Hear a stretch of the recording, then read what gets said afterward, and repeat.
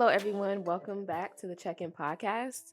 My name is Cameron Billette, and today Ian's not with us, but we do have a guest, my friend Zakiya Talley. Zakiya, would you like to introduce yourself? Well, hi, I'm Zakiya. I'm Cameron's friend. I've known her since way back.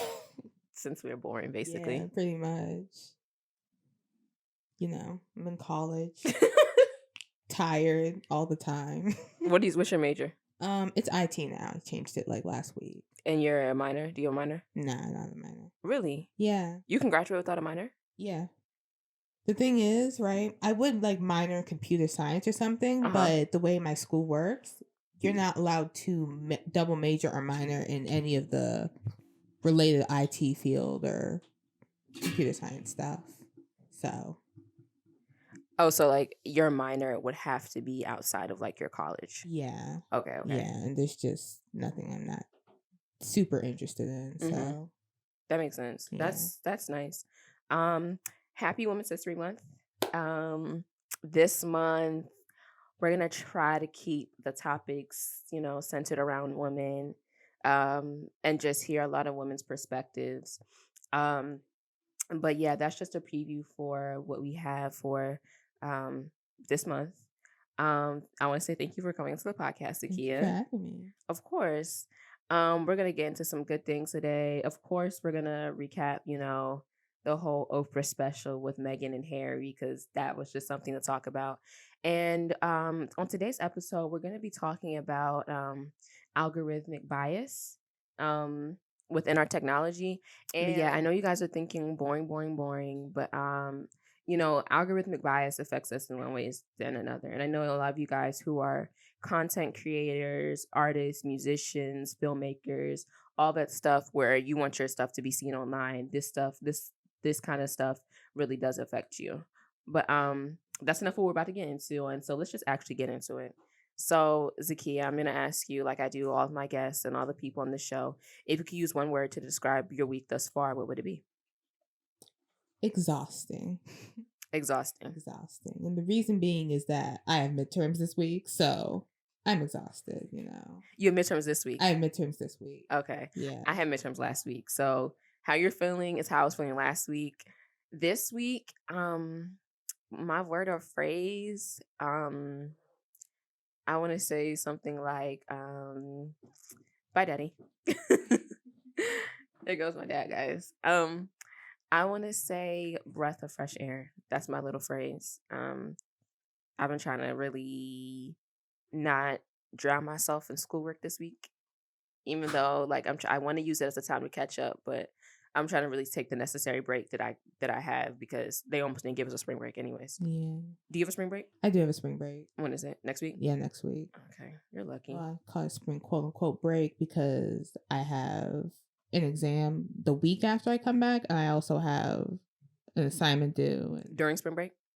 Or after? After. I have a couple of assignments due, so it's going to be a break, quote unquote. Exactly. I have assignments due after spring break too, but I'm doing a lot of them right now.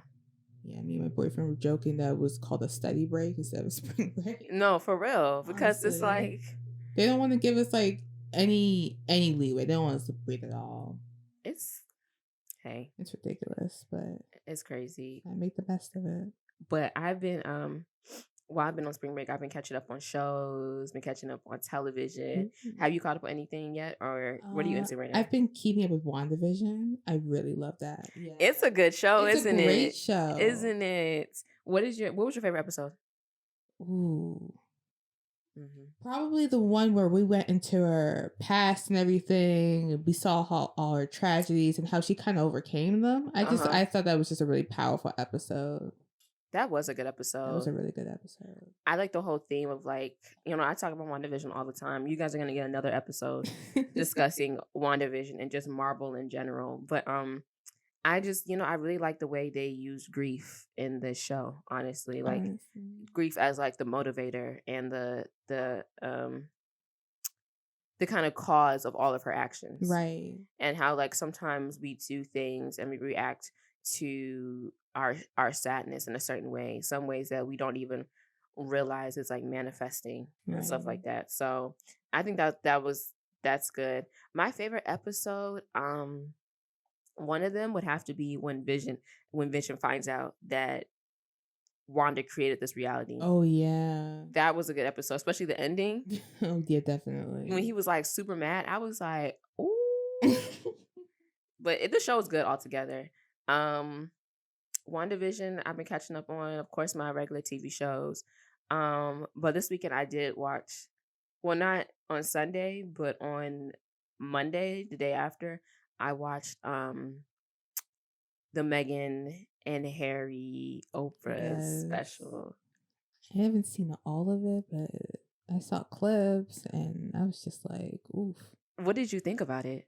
I think, well, one, I'm going to call it like the entire royal line or whatever, because they were all, there was this big concern about the skin color of a child. First of all, a child, right? But Megan is light skinned. She's one of the most light skinned Black people that I've personally, seen. Right. So I'm sitting here like, you're mixing that with Harry, who's white, and I'm like, I don't even understand why it's a concern.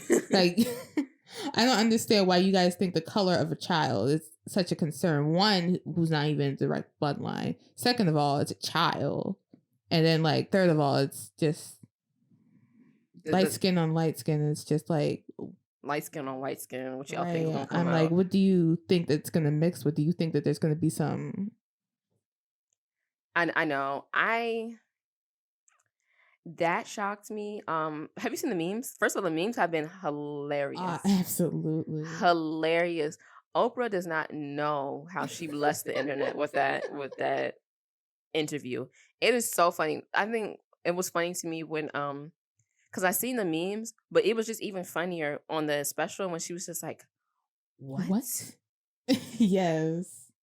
What?" I was like, Oprah, now you. And then the part, were you silent or were you silent? She knew what she was doing when she said that. She said, "Oh, this is gonna get him. This is gonna eat him up right on up." Yeah, that was funny. I feel like it took a lot of courage for Harry to do that. Definitely. And I know, like, as like, how the online world is, like, he's a white man, like, he shouldn't get no credit for, leaving his family and sticking by his wife. But like, he's a part of a royal bloodline. Right. And, at the end of the day, his wife is his family now, but like his wife, like, she's not blood. Like, they have a kid together, but like she's not a part of the bloodline. Right. And she can't, I feel like it's family over everything. But like he made a choice to choose who his family is and stick by his chosen family, and to really denounce like his bloodline and everything that they stood for. Like, I really commend him for, like, how we always tell white people, like, well, it's not my job to educate you need to educate yourself. Right. I really commend him for like taking the time to educate himself and decide that he's not going to be a part of that system anymore. Definitely, because it's already difficult enough to do something like go against your family or the people you've grown up with. Exactly. But in addition, he's doing this in the public light. He's doing this, while facing the world. So the world is watching everything he's doing right now. Exactly. So. And that was the other thing. Did you say you watched clips, but did you see the clip where he said they took away his security? Yes. That's just mean. That's just petty. Because it's like, whether or not that, there's problems going on, I feel like there needs to be security, because it's like, there's things that he knows, that we know that he knows, that the rest of the world doesn't know. So if they take away his security like that, somebody's definitely going to go after him. And I just feel like it was really wrong for them to take away security like that. I think so too.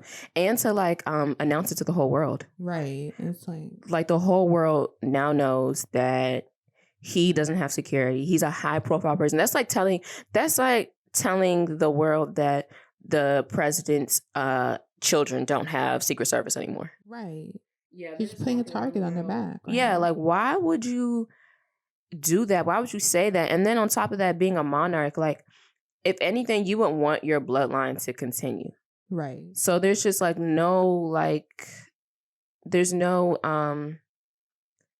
I don't feel like there's any logic in that decision. No, I feel like it was petty points to sort of put Megan in danger because they don't like her, but because she's black. And even that is just like, we talk about colorism in our community all the time, and that definitely does exist.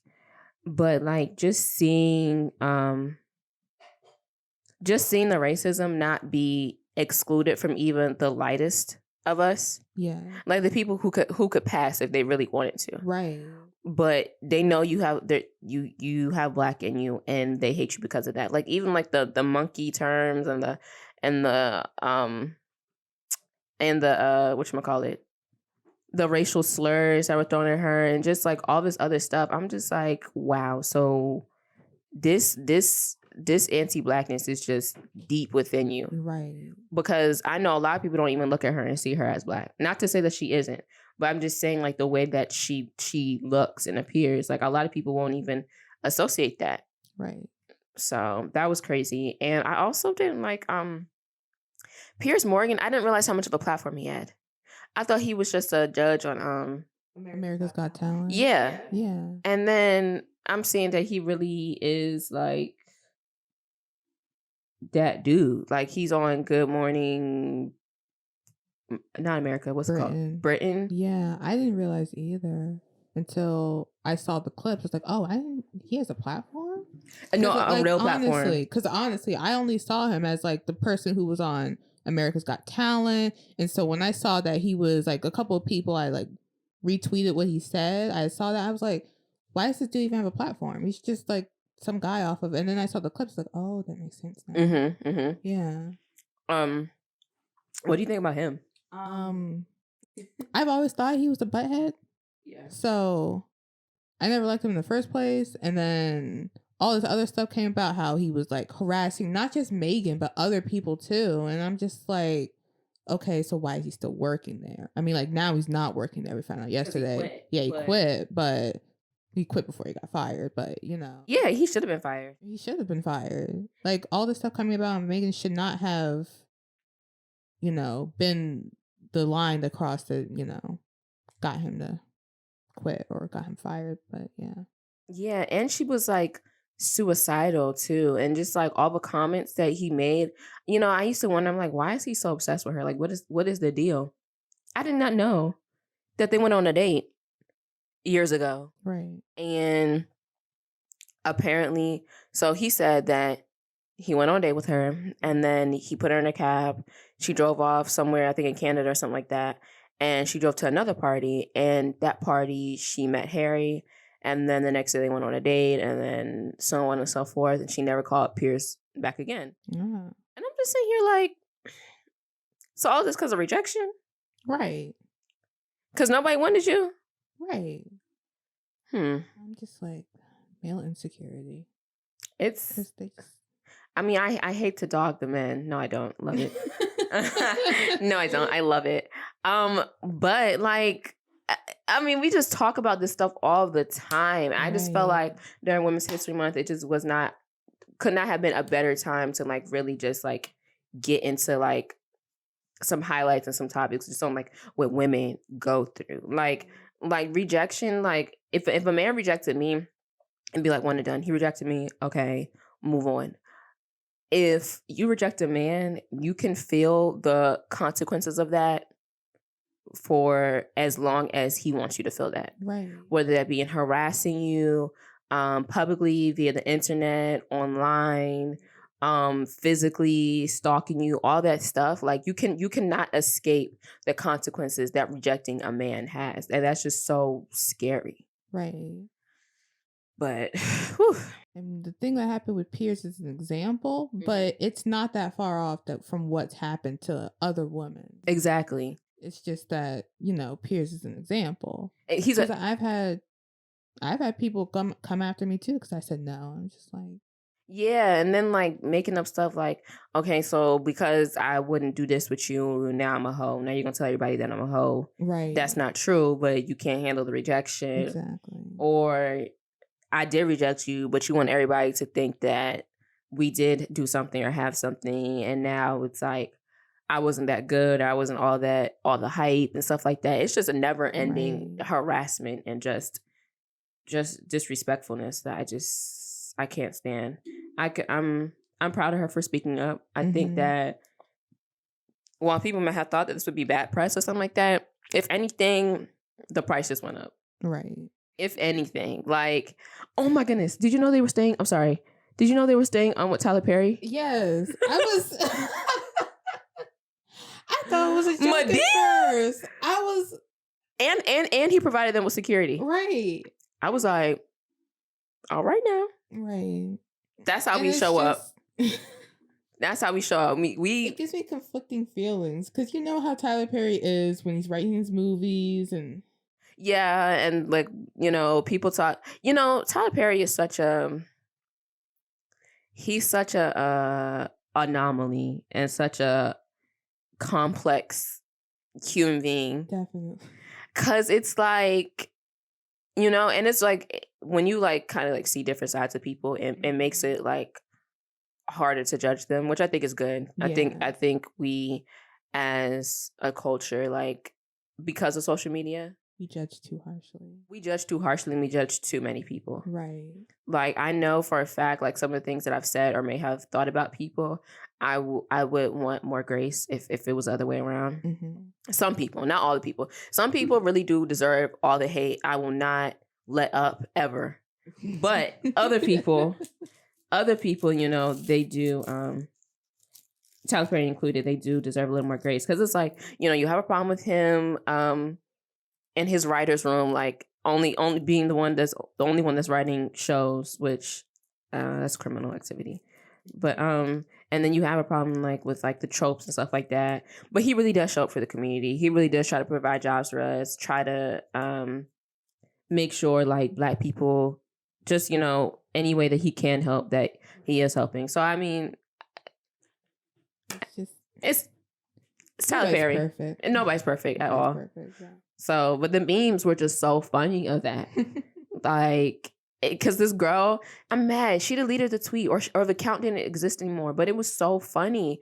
She was just like, I cannot understand how they felt more comfortable. The royal family felt more comfortable in Tyler Perry's studios than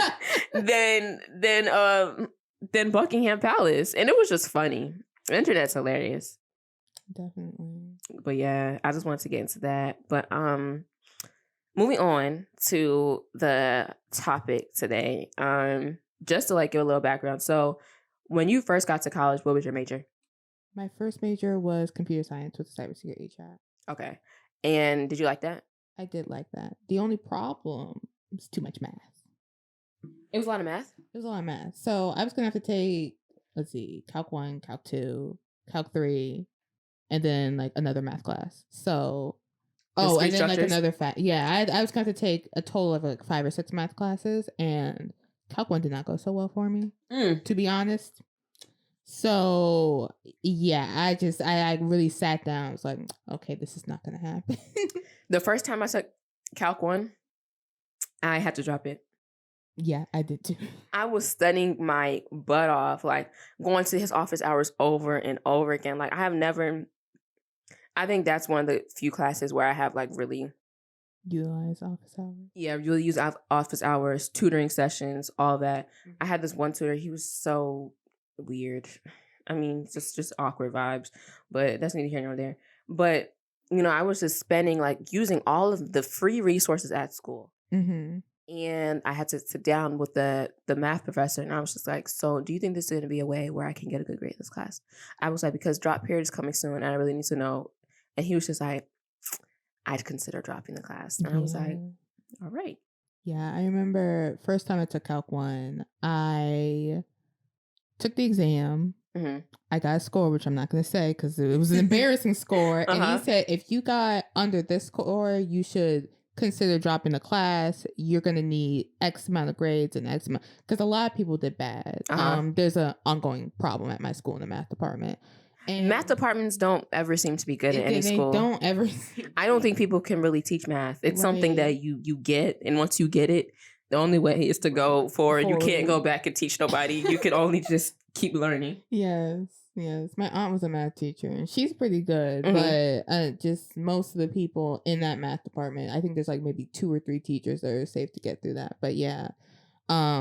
So I ended up dropping it. Mhm. I took it a second time. Mhm. I got all the way to the final. Mhm. The final was so difficult that I did not make it. Ooh. Yeah. So I was heartbroken. But Mhm. part of the reason I didn't make it either is because I had this class called Discrete Math. I don't know if you have to take Yeah, that. discrete structures. That's what we call it. Yeah. Oh, Mhm. okay. Yeah. That was a trip. What was that class like? So that class specifically, um, I think there's a 50% drop rate in the 50% is a lot. There's a 50% drop rate for the class. For that teacher, I think it's more like a 60 or 70% drop Jesus rate. Christ. And I spent hours in his office Mhm. hours. And Mhm. I think I stayed up all night the night before studying for that exam. I don't know how I got a B+ on that exam. Mhm. I brought my grade up because I was about to fail that class too. Mind you, it's the same semester. Mhm. And I remember there were times where I spent like 5-6 hours because of the way he does his office hours. I spent 5-6 hours in there because he does them more like and there's so many, he does them more like a classroom style. Mhm. So he takes one of like the teacher conference rooms and does it. Mhm. And there's just always so many people People in in there. there, right? Yeah. So he would be having his office hours for 4, 5, 6 hours at a time. And it was just, Okay, so you went from computer science to IT, I went from computer science to information systems. information systems. Right. And information systems is more like computer science. Like you Uh-huh. learn a little bit computer science, but you learn more about how the business process works in computer science Mhm. and IT and all that stuff. And so that's how it's less application and more business processes. Oh, okay. Yeah. So like how the software development life cycle, Yeah. like the beginning of that, like when you're like saying the purpose of this application is to do this, Yeah. and then you give them a UML diagram. Yeah. A UML diagram is like a diagram that shows like exactly how your software is going to operate, and it's like a very simplistic diagram, and it shows like, okay, so when the user, it has actors, which are basically the users and people that are going to implement the system outside of the system, and then it shows what each actor can do within the system. So that's what That's what the major is more. Yeah. more So around. Okay. we will learn like low level stuff. Like I learned a little bit of MySQL in my database class, Mhm. but for the actual project, we ended up using like Microsoft Access Mhm. to do the actual project Mhm. because we didn't start MySQL until like 3 or 4 weeks before the end of the semester. Okay, got it. So yeah, and so I changed from that to information systems Mhm. with a business track because you have to have a track with it. So I chose the business track. What other track could you have chosen? There was the systems tracks, the interface design track, and then another one that I can't remember. Okay. Yeah, so I chose the business track because I do want to be a manager and possibly own my own business one day. So I thought that would really benefit me. Okay. And it has so far, the Mhm. business track side of it. But I wasn't, I like doing things. Mhm. So I was like, there's not enough application in this Mhm. major for me. So that's what prompted me to change over to IT. Got it. Okay. So you went from computer science, information systems to IT. Mm-hmm. I went from I was a physics major, and Ooh. physics was too much math for me too. Physics was way too much math because Bless your heart, like girl. physics, okay, so you have to learn regular math, like Calc 1, Calc 2, Calc 3, and then you have to learn physics math. And then like physics to me is all about like physics is so broad. It's like you can do atmospheric physics, you can do oceanic physics, you can do astronomical physics, you can do Really? biomedical physics, like even down to like, I feel like it applies science to like the spiritual and the abstract and stuff like that. Mm-hmm. So physics is hard. So I switched from physics. I had an internship at NOAA, and I realized I did not want to do all that research, but I was learning how to code at the internship. And I was like, I really like this. So last year, and I always wanted to do film and like create something. And I thought being a physics major and a theater minor at the time, I could find a way to like, to pursue what I wanted in both. Right. But math too much for me again. And so I ended up changing my major to TV and film, which it is now. And then my minor is computer science. Oh, that's good. Now in computer science, I really, really enjoy computer science. Yeah. I like making code. I like seeing how things work. It helps me see look when I'm like online and stuff like that. I think from a coder's point of view all the time. Yeah. I think about like, why the heck is this on my timeline? Like, what's going on with the algorithm? How did they suggest that this should go in here? Why isn't this on my timeline? Like, I follow this person. I follow that person. Like, why am I seeing their post a day late? What's going on? Especially on Instagram. Not so much Twitter. Twitter really updates like as you go. Right. So like if I just tweeted something, if I go on a different account and I look on the timeline and if that person follows me, they'll just see what I just tweeted like right then and there. But same timeline. Right. So on top of being so I'm a comp sci minor and I'm a communications essentially major. Mm-hmm. Those two bridge and I see them a lot. I'm taking this class called Online Content and Strategy right now. Right. And we're talking about, we talk about things like what actually propaganda is. Let me pull up the paper so that I can figure out. Yeah, that's why I like IT. It's like I get to code, I get to do things. I don't have to take the math classes. You get to code in IT? Yeah. That's nice. Yeah. And I couldn't do take the math classes because, and that's why I made computer science my minor, because I don't have to take too much math. I just had to take my coding classes. I feel like if they had like a really strong math department, then, maybe I could do it. But the way that they lecture the way that some people lecture is kind of boring. In what? Like the first teacher I had this very, very monotone voice. Like there was no fluctuation in his voice at all. Mm-hmm. So it was very hard to actually listen to what he was teaching. And then there are some teachers who expect you to know things or know everything just right off the bat. And it's just not, it's not good. Okay. Yeah. I feel you. Yeah. But okay. So I pulled up the paper and it's called Online Content and Strategy. And we had to write a paper on some like ethical issue that you feel like should be discussed and stuff like that. Yeah. And I wrote about algorithmic bias because like, when we think of algorithm, we think of math and code, right? Yeah, right. Right. But we know that math and code is created by somebody. It's not just something that the computer just makes. Like somebody is writing this code. So I was looking up stuff and I found this crash course video that's talking about algorithmic bias, and it was talking about how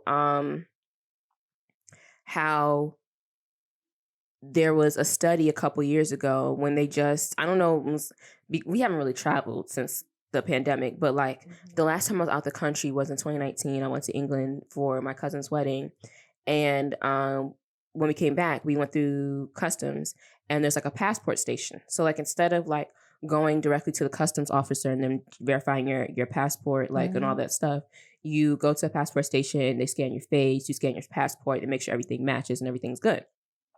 The crash course video was saying how Asian people were going up to these passport detectors and stuff like this, and they weren't being recognized. And because they were saying like their eyes were closed, but their eyes were obviously open because they're Asian, so their eyes are a little more, their eyes just look more closed. Right, their eyes. Yeah. Right, but we know that's a feature for Asian people. Right. But the passport station was not recognizing their face. So when he said that, I was just like, well, why isn't it recognizing the face? Like, we know how Asian people look. Like, shouldn't that have been accounted for? And it's not just Asian people with, like, small, like, more closed eyes. It's not just Asian people like that. There's many people from all races that have, like, sort of, like, almond-shaped eyes and stuff like that. So, I think that's better. I don't know. I'm not trying to be offensive to anybody, though. But why are you looking at me? Yeah. Is that bad? I don't think we should be describing people like food. Dark chocolate men. All right. All right. I don't want to hear that. Everybody knows I'm not trying to be offensive. I'm just trying to find clearer language. But like I said, so that just made me think. I'm like, okay, like I understand that's an issue, but it's just like that's kind of like an issue that should never happen. Right.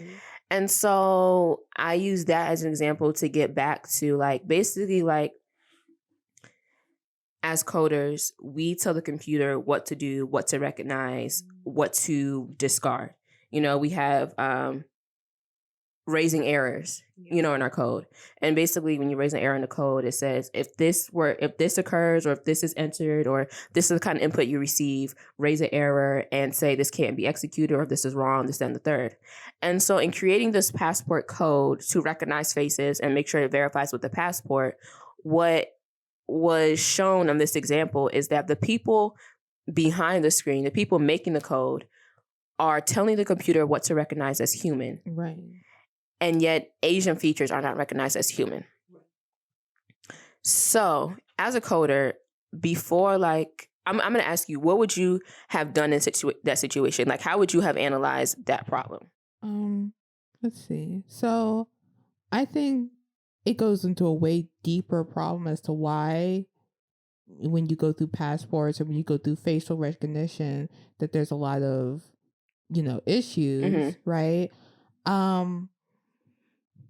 I would have done a test on more diverse people because you always have to test your code before and everything before you actually put it out. Right. And so I feel like the mistake there specifically was that they didn't test their code against different types of people and different types of facial features. Mm-hmm. And the reason why I might think about it or why I think that might have been missed is because most of the people in the computer science IT field today are of white descent.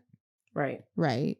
We're the minorities. So I think that when you have a code and it's written by you, you're only thinking about maybe your facial features. Mm-hmm. So that's why you really have to diversify your testing sample.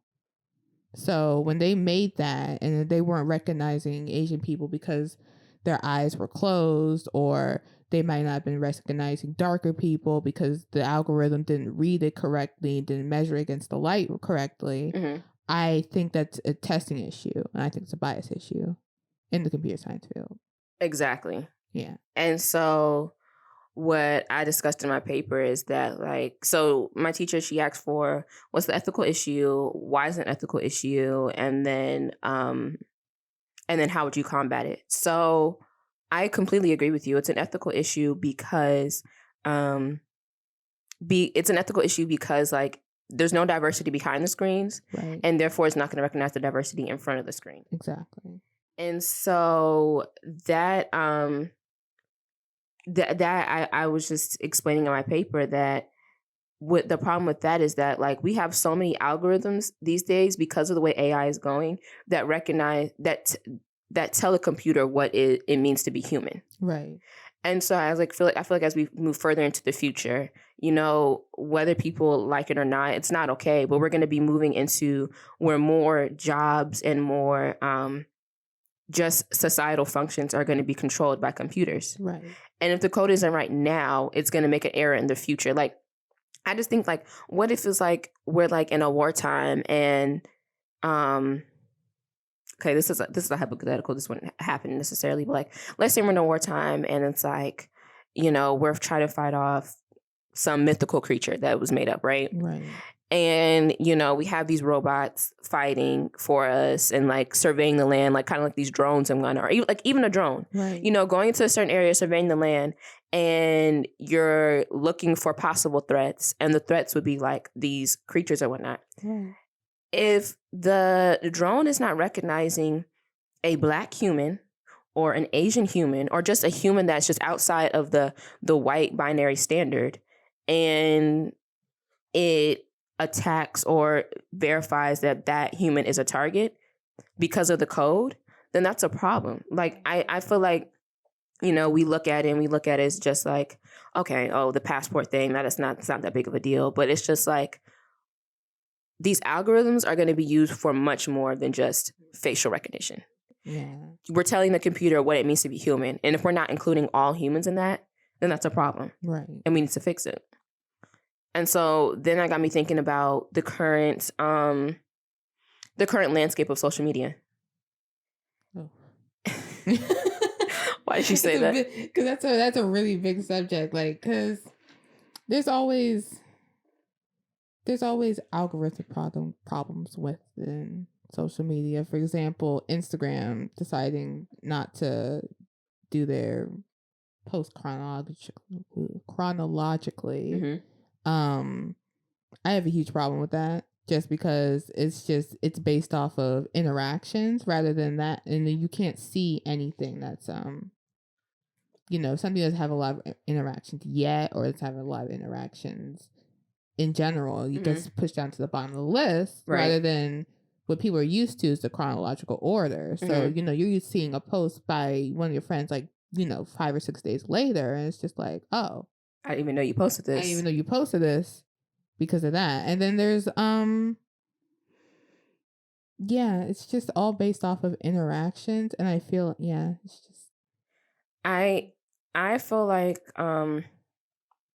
it's deeper than just that, like with the interactions. Like, definitely. For me, okay, well, for one, I hate social media. Like, as much as I be on it, it's part of it's involuntary. Yeah. Because I want to be able to choose when I can get on it and get off of it. But now that I have like this podcast and I have other things that I would like to promote, I kind of need it to promote. Like, it's not like I have a marketing budget where I can put up a billboard or put a commercial on TV or even like an ad on like YouTube or Hulu. Like, I actually have to like advertise my stuff myself. Right.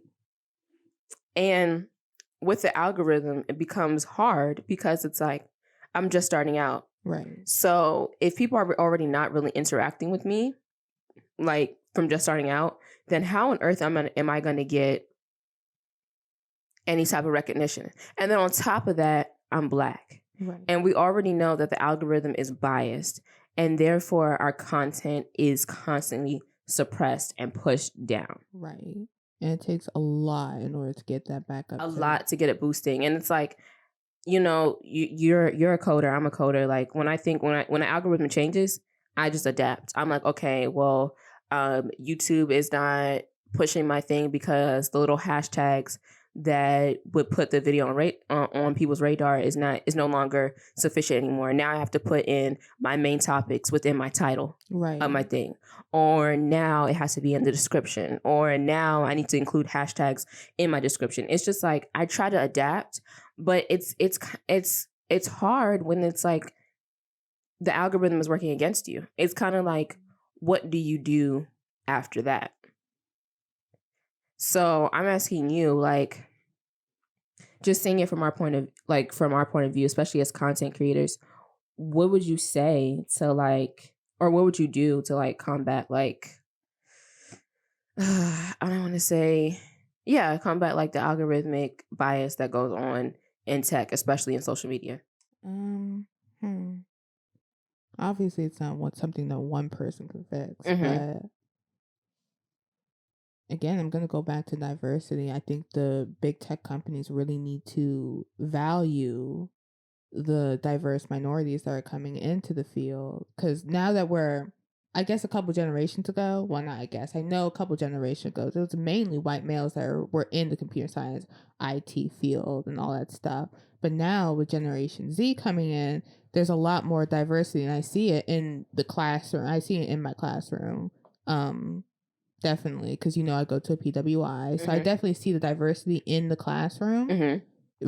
Regardless of the fact that I go to a PWI, I think about 40 or 50% of my classmates are white. So I think it's just really they need to open their eyes, and they really need to see that there's a value in including those people, especially considering that if there's not that algorithmic bias, or if there is that algorithmic bias in there, that there's people that can come in that can point these out, be like, hey, this is wrong, or not this is wrong, but this can be changed. Like, put it back so that the Instagram has it in chronological order.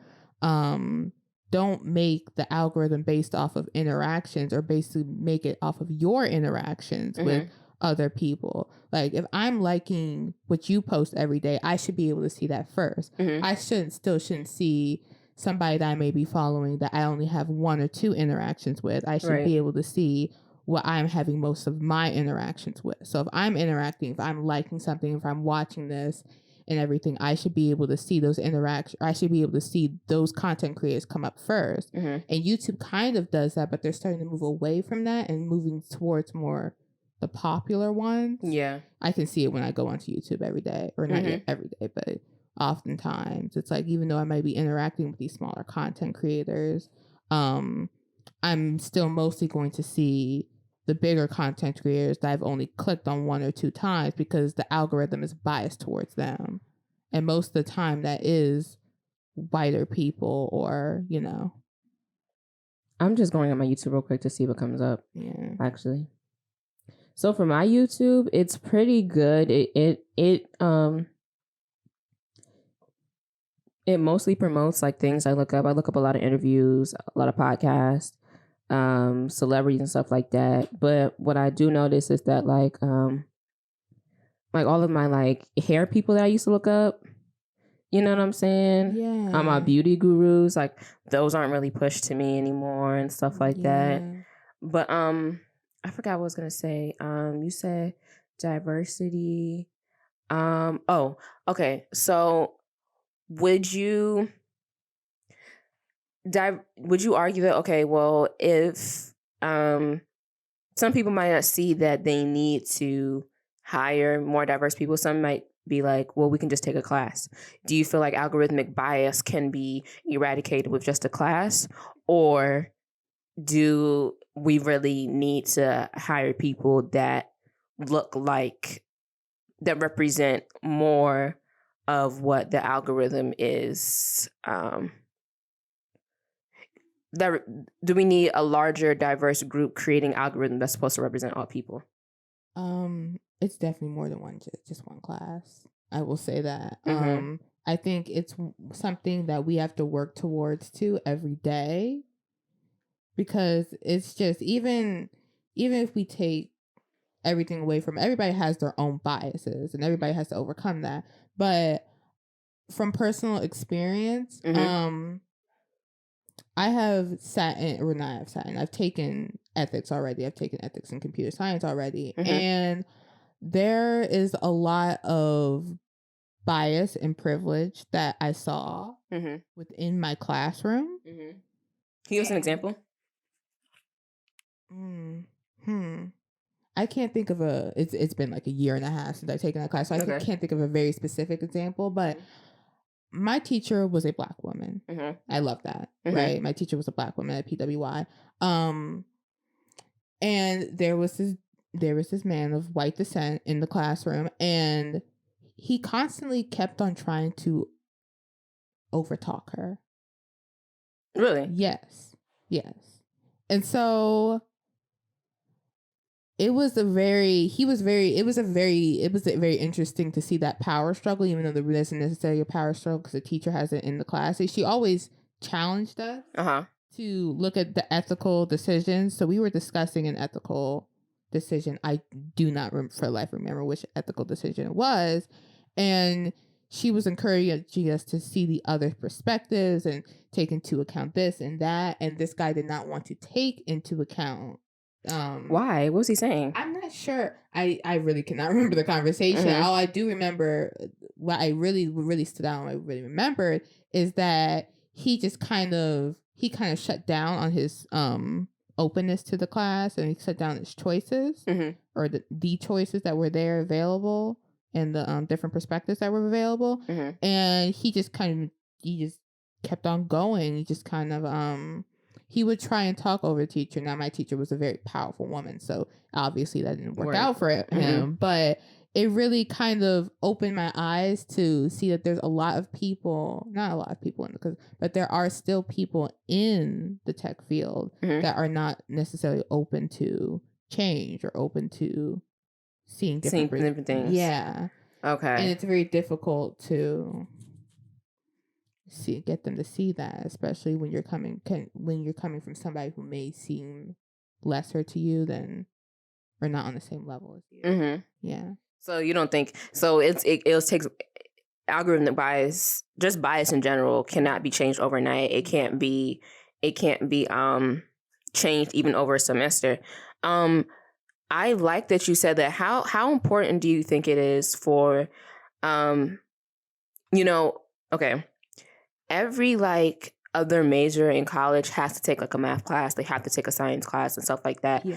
How important do you think it is for STEM majors to be taking communication classes, ethical classes, history classes, social studies, like art? How important do you think that is? Because ethics and computer science, while it is still a computer science course, the ethics is, it's very like based in like, I would say like the ethics course would come from like a communications department or a psychology department, stuff like that. How important do you think it is for computer scientists, but especially, STEM majors, but especially computer scientists, to be taking other courses outside of just code and algorithm and math? I think it's very important. It's actually vital that somebody takes it, because I've learned a lot in my computer science classes, but I've learned even more outside and how to apply it.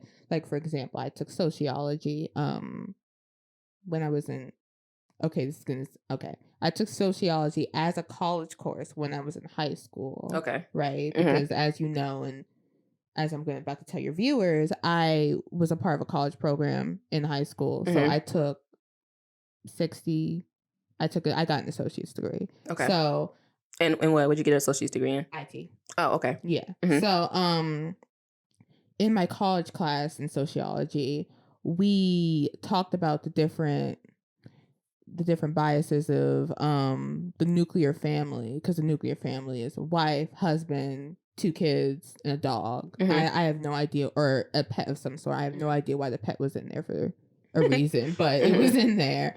And we talked a lot about how nowadays there's no nuclear family, or there's not, I shouldn't say, that we're gravitating away from the nuclear family. Yeah, we're gravitating away from nuclear family, and we're kind of gravitating away from nuclear cultural structures in general. So I think that applies, or I know that applies to the real world. And when we're writing code and we're writing algorithms, that applies to the real world. So we have to know what's going on in the real world in order to understand that. And we have to know how not to just talk in our technical language, because there is a technical language to computer science. Definitely. Right? But when we're explaining it in a business to somebody who may not be as technical, like if I went up to one of my old bosses and I started talking about algorithms, he would look at me like I have 2 heads. So we have to know how to communicate. That's where communications comes in. That's where all the business courses come in, all that other stuff.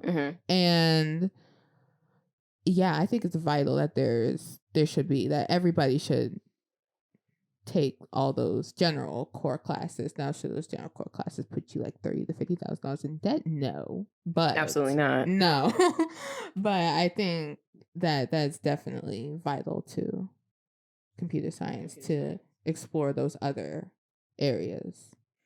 Yeah, I'm glad you said that, and I definitely agree, because like I said, I have a major in communications, but I have a minor in STEM. Right. And I would say that these classes really helped me in computer science. They helped me I look out for different things. Yeah. Like when I'm looking at something, like I already told you, I approach problems very analytically and algorithmically. Like when I look at something, I think, why does it do that? Not how, or not even why, how does it do that? Right. Rather than like the how and the why are kind of the same, but like, yeah, I think about like the background, like behind the scenes, the actual code. But I will say that like a lot of ways that like I approach certain things has come from even computer science problems, because as I get further into my minor, like, it's less like learning textbook and more creating your own stuff. Right. And so when I'm creating my own stuff, like I have my communications background to help me like consider even more things and make sure I'm creating the best and most useful code that I can. I will say it also helps me that I go to an HBCU. Right. Because like that's already on my mind. Right. Like not just because I'm Black, but just because I'm surrounded by Black people, I'm constantly creating stuff for Black people, like creating something that recognizes, for me, the whole passport thing would have never been an issue to me because I'm automatically gonna include white people. Right. I'm automatically gonna include them. But I'm gonna have a more accurate representation for Black people because I am Black. Right. And then because I know what it's like for something to not be made with me in mind. Exactly. I'm gonna be able to, I'm gonna include other races, other phenotypes, other facial structures, other things like that, because like I'm like, hey, I don't like it when I'm not included. Let me make sure I think of X, Y, and Z. And you know, honestly, I don't think I can think of all the identities. Maybe I should call in somebody else who might have one of these identities to help me create this code. So I think that, agree with you said, taking classes outside of the realm also helps, but also being in an environment that challenges you. You know, I wanted to go to HBCU because I wanted to be surrounded by people who looked like me and just not necessarily have to worry about like the day-to-day racism that I could have possibly experienced at a PWI. But I also, Black people, it's not just Black people that go to my HBCU, and there's also different types of Black people. Right. And so like going to a school like that has increased my awareness of certain things and just has made me like just a more considerate person in everything that I do. So that's how I feel. Yeah. I think we hit a lot of the good points. For those of you out there, I hope you guys like, you know, can see what we're saying now in terms of like algorithmic bias. And I hope this didn't bore you. I hope this really like I really hope not, because this is still listening. Right. I hope you're still listening. If you are, thank you for like tuning in and listening to what we had to say. I hope that it wasn't just, you weren't just hearing about like, you know, computer science and that's all you took from it. I hope like you guys understand that it's important that we have diversity in everything that we do, because our biases, like when we get out into the real world and we start becoming a part of the workforce and a part of the culture and the generation that, you know, makes these decisions for you, that, you know, you guys are like being considerate and compassionate and making sure you include all the other things, because the world truly does not revolve around you. And that's literally kind of like honestly what I want to touch on, especially like, you know, in this age of social media with the algorithm, you know, it can make people feel like the world revolves around them. Right.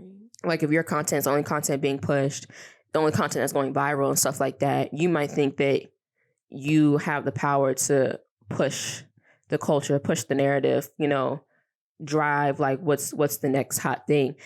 And you do because of that. And I think like also like in us not being, so just to go back to the social media aspect and the content creating aspect, if we're not careful, we give certain people too much power. Right.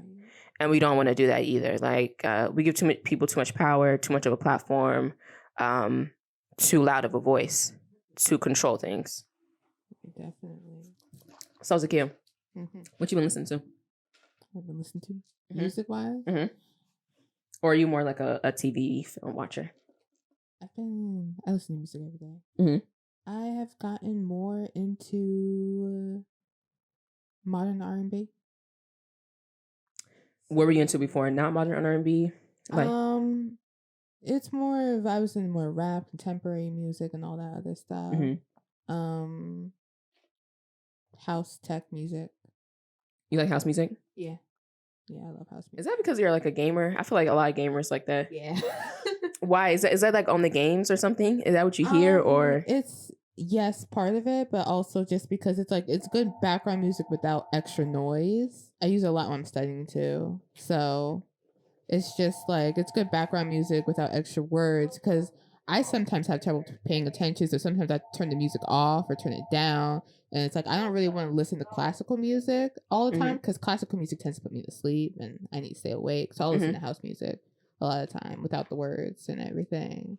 And yeah, but yeah, I've gotten more of the modern R&B. It's taken me a while, but I finally got into her and SZA and all that. Really? Yes. Yes. That's kind of crazy. Yes, and I listen to a lot of Flo Milli nowadays. Love Flo Milli. Love her. Love Flo Milli. Love her.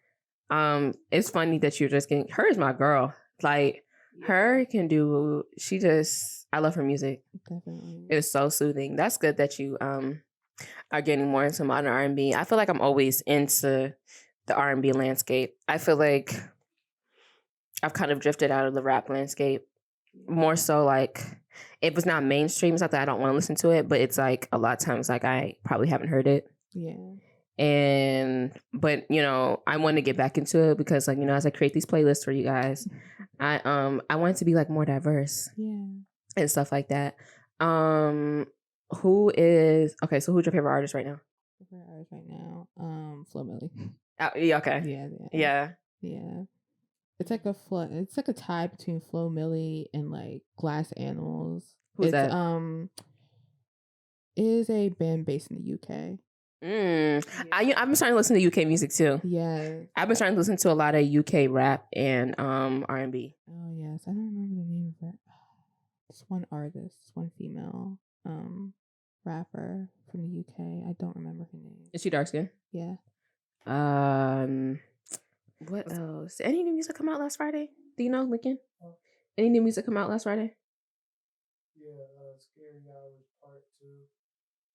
Oh, Drake. He did drop. Yeah. Oh, he did. He did. It's like an EP, right? Yeah, it was 3 packs. Yeah. I think, it was only 3 songs. The first song was a song I heard already. Hold on.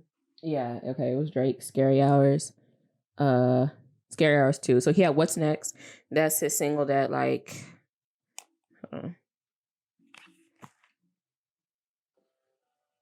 Oh, yeah. This one. Oh, yeah. Okay, so it's that song. Then he had Wants and Needs featuring Lil Baby. Have you heard Scary Hours 2 yet or no? I have not heard Scary Hours. Okay. Yet. Well, yeah. So he dropped Scary Hours 2. He had the What's Next song on there that I feel like I don't know where I hear it. I feel like I hear it on TikToks maybe a lot because I haven't heard the entire song until I listened to this EP. So I think I saw a lot of TikToks. Then he had Wants and Needs and Lil Baby went crazy on it. Like Lil Baby, I don't know if he's the hottest rapper out right now. He's a little underrated. You think he's underrated? I think he's underrated maybe because I don't listen to him. I don't hear him a lot. But Oh, okay. Yeah. Well, I was saying because niggas love Lil Baby. I don't know about underrated. He was underrated probably like in like 2016 when 18. Did he come out in 2018 first? I think he first came on the scene in 2018 because that's when Freestyle came out. Did Freestyle come out in 2018? No, it came out in 2017. 2017. It was harder. Okay, so then I was about to say 2016. So yeah, he's been out since like 2016. Like, so I'll change it. I've underrated him a little bit. Okay. Yeah, he hasn't come up with a lot of my suggested playlists. I will say Spotify does do a really good job. Don't they? Yes. Their algorithm, I don't know what they did with their algorithm, but it's really good. No, it really is. It really is. It's crazy. One thing that I hate, I'm going to share with you guys. I make playlists every week for you guys for the podcast, right? And I'd be thinking the playlists are so good. And so I'd be listening to playlists like over and over again while like I'm getting ready for the week, getting ready for the podcast. And then literally like a week later, Spotify will come out with a daily mix for me that is like 10 times better than it's in the same lane that the playlist that I created for you guys, but it's like 10 times better. I'm like, dang it, did it again. I can never win. Yeah.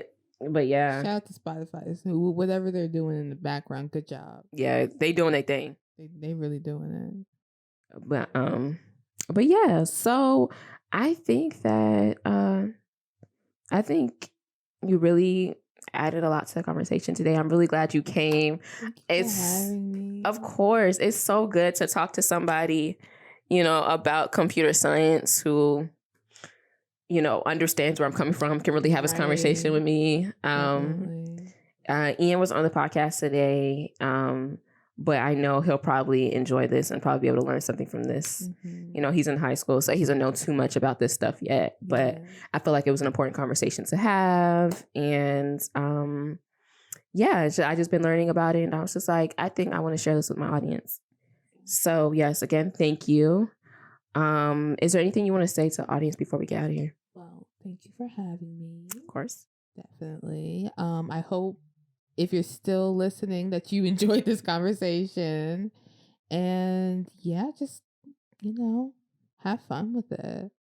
Because there's really a lot of information. You don't have to be a computer science major or a tech major to understand these kind of things. There's a lot of, I would say, there's a lot of articles out there and like podcasts and everything that doesn't go into the whole there's a lot of technical podcasts, right? But there's a lot of non-technical podcasts that can really explain this stuff and allow you to explore this stuff on a deeper level than you may understand it at this moment. Yeah. So yeah, thank you for having me. Of course. Thank you guys for tuning into the Check-In podcast. Don't forget to like, comment, and subscribe. Follow us at the Check-In podcast 1 on YouTube, the Check-In podcast on Apple Music and Spotify, and then the Check-In Pod 1 on Instagram and Twitter. I know it's a lot of like very similar names, but my stuff be taken up. People be trying to bite off me, so it's like nah. But yeah, follow us. Again, I have a playlist for you guys this week, as I always do. This week's playlist is titled "Wake Up." Daylight Savings Time is coming this weekend. Oh. Yes, we lose an hour of sleep, you guys, but I made a playlist that will help you ease into your morning, right before you want to talk to anybody, just to get your mind awake, your body awake, and help you start your beautiful day. Thank you guys for tuning in. Remember to lead with light and lead with love. Peace.